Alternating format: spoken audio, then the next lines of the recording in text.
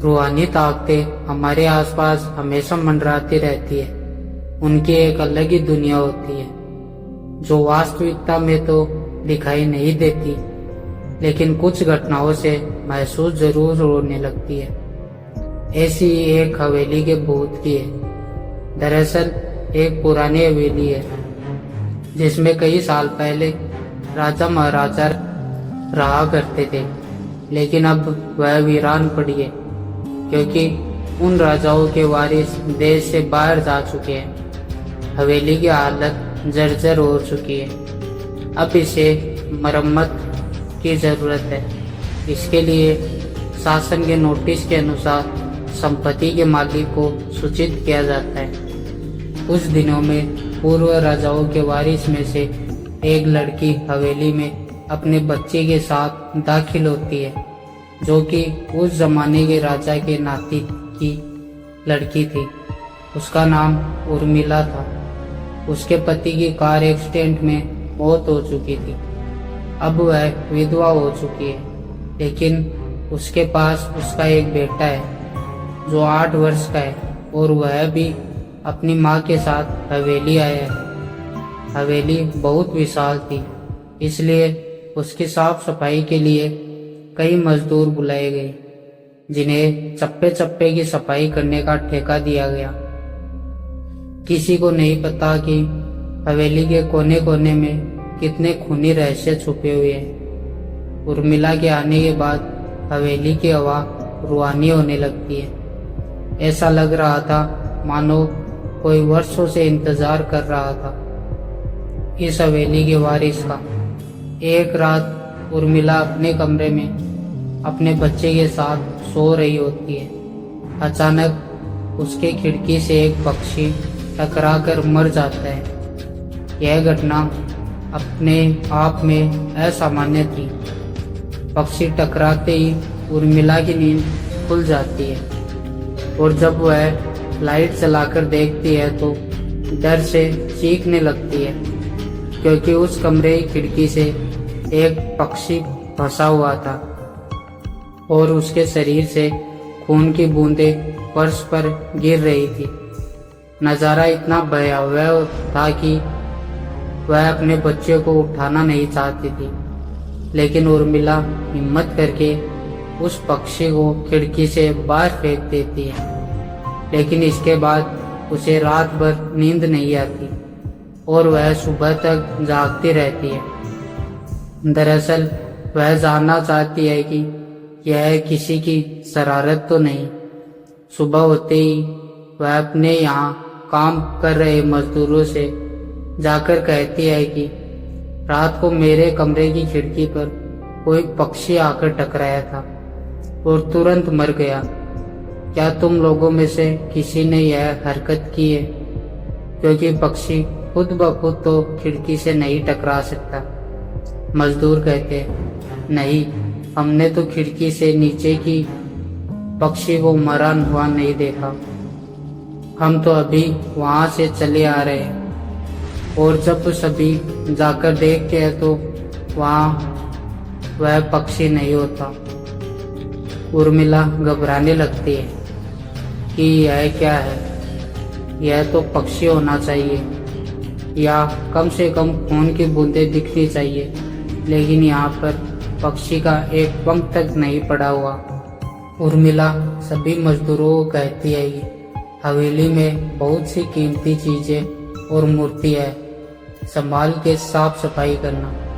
मजदूर अपने अपने काम में लग जाते हैं। उर्मिला अपने बच्चे के साथ कमरे में टीवी देख रही होती है कि अचानक हवेली की छत से एक मजदूर नीचे गिरता है। उर्मिला को अचानक लोगों की आवाज सुनाई देती है। वह भागकर खिड़की से नीचे देखती है तो एक मजदूर की लाश पड़ी होती है। उर्मिला कमरे से नीचे आती है और इसके गिरने के कारण पूछती है। लोगों के जवाब अलग अलग होते हैं। कोई कह रहा होता है कि इसने खुद आत्महत्या की और कोई कह रहा था कि वह गलती से नीचे गिर गया है। सभी के दावे अलग थे, लेकिन उर्मिला को कुछ अनकही बातें सुनाई दे रही। उर्मिला के कान में अचानक एक आहट के साथ आवाज आती है, अपने बच्चे को बचा सकती है तो बचा ले। उर्मिला यह वाक्य सुनते ही अपने कमरे की तरफ भागने लगती है, क्योंकि कमरे में उसका बच्चा अकेला टीवी देख रहा होता है। जैसे ही उर्मिला कमरे में पहुंचती है तो उसका बेटा खिड़की से कूदने वाला ही होता है कि उर्मिला उसका पैर पकड़ लेती है और वह खिड़की से लटक जाता है। उर्मिला पूरी ताकत से उसे ऊपर खींचती है, लेकिन बच्चा फिर भी कूदने की जिद कर रहा होता है। उर्मिला किसी कदर अपने बच्चे को काबू में करती है और अपने कमरे के बाहर आ जाती है और वह मजदूरों से पूछती है, बताओ क्या है इस हवेली में, क्योंकि ये बच्चा तो ऐसा नहीं कर सकता और अभी यह सब हो रहा है, कुछ अलग ही चल रहा है। तभी एक बूढ़ा मजदूर उर्मिला से कहता है, बेटी ज्यादा जानना हो तो अपने पूर्वजों की कहानी पढ़ो, तभी तुम्हें इस हवेली का इतिहास पता चलेगा। इस हवेली की कहानी की किताब इसी गांव के सरपंच के घर में रखी होती है, जो कि बहुत साल पहले मर चुके थे, लेकिन अब भी उनके बेटों के पास वह किताब मौजूद थी। उर्मिला सरपंच के घर पहुंचती है और किताब ले लेती है। किताब पढ़ते ही उसे पता चलता है कि इस हवेली में एक नौकर नौकरानी भी थी, जिनके बीच में बहुत प्यार था और वह कई सालों से हवेली की सेवा कर रहे थे। लेकिन एक बार रानी के शाही गहने चोरी हो गए और उसके शंका में राजा ने नौकरानी को चोरी की सजा दी और उसे जिंदा दफना दिया गया। उसके गम में उसके पति ने भी अपनी जान दे दी और उसके 1 महीने बाद ही उस राजा ने अपनी तलवार अपने गले में घुसेड़ कर आत्महत्या कर ली। उसके बाद छोटे मोटे हादसे हवेली में होने लगे, जिस वजह से यह हवेली हमेशा के लिए बंद कर दी गई। कई सालों के बाद वहाँ कोई आया है, जिससे वहाँ रहने वाली आत्माओं को मौका मिल गया फिर से बदला लेने का। उर्मिला हवेली का रहस्य जानकर यहाँ से जाना चाहती है, क्योंकि उसे अपने बच्चे की चिंता है। इसलिए वह रात में ही कार लेकर एयरपोर्ट के लिए निकल जाती है। अचानक रास्ते में उसकी कार का एक्सीडेंट हो जाता है और कार पलटकर उल्टा हो जाती है, लेकिन दोनों को कोई नुकसान नहीं होता। उर्मिला अपने बच्चे को बाहर निकाल लेती है और सुनसान सड़क पर भागने लगती है। रास्ते में उसे एक कार आते दिखाई देती है और कार रोकने के लिए उर्मिला सड़क के बीच में खड़ी हो जाती है और अपनी मदद के लिए चिल्लाने लगती है। तभी अचानक कार वाला आकर कार का ब्रेक लगा देता है।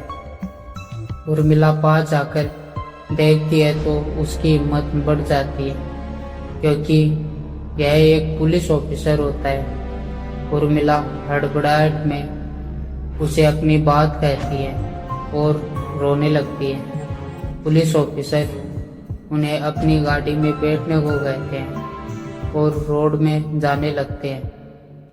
रास्ते में एक बूढ़ा सड़क पर जा रहा होता है और इनकी कार के सामने आते ही रोड पर गिर जाता है। पुलिस ऑफिसर गाड़ी से उतरकर उस व्यक्ति को देखते हैं। बूढ़ा व्यक्ति बेहोश हो चुका था। पुलिस ऑफिसर उसे गोद में उठाकर अपनी गाड़ी के पीछे बैठा देता है और अस्पताल के लिए चलने लगते हैं। अचानक उस बूढ़े व्यक्ति का हाथ पीछे से पुलिस ऑफिसर की गर्दन तक पहुंच जाता है। पुलिस ऑफिसर छटपटाने लगता है और अचानक गाड़ी का ब्रेक लगा देता है। गाड़ी की स्पीड कम होने की वजह से कार वहीं खड़ी हो जाती है और ऑफिसर अपनी गन निकालकर बूढ़े की तरफ निशाना लगाकर गोली चला देता है। बूढ़े के सर में गोली लगने से भी उसकी जान नहीं जाती है। महिला और पुलिस ऑफिसर दोनों समझ चुके थे कि यह कोई भूत है।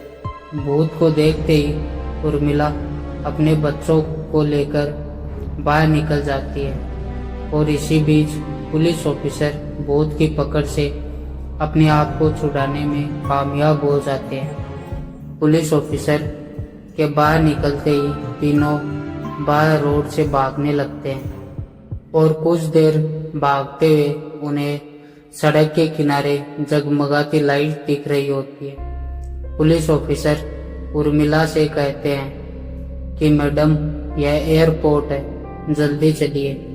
उर्मिला अपने बच्चे को लेकर एयरपोर्ट के अंदर पहुंच जाती है। एयरपोर्ट पहुंचते ही उर्मिला की जान में जान आ जाती है, क्योंकि पुलिस ऑफिसर की बहादुरी की वजह से उसके बच्चे की जान बच गई थी। लेकिन हवेली में भूतिया ताकतों का आधिपत्य अभी तक बना है और इसी के साथ खूंखार भूतिया कहानी खत्म हो जाती है। तो दोस्तों, अगर वीडियो पसंद आए हो तो लाइक करें और कमेंट में ज़रूर बताएं आपको यह कहानी कैसी लगी। और ऐसी ही मज़ेदार और डरावनी कहानियों के लिए हमारे चैनल हॉरर अड्डा को सब्सक्राइब करना ना भूलें। मिलते हैं अगली खौफनाक कहानी के साथ, तब तक के लिए धन्यवाद।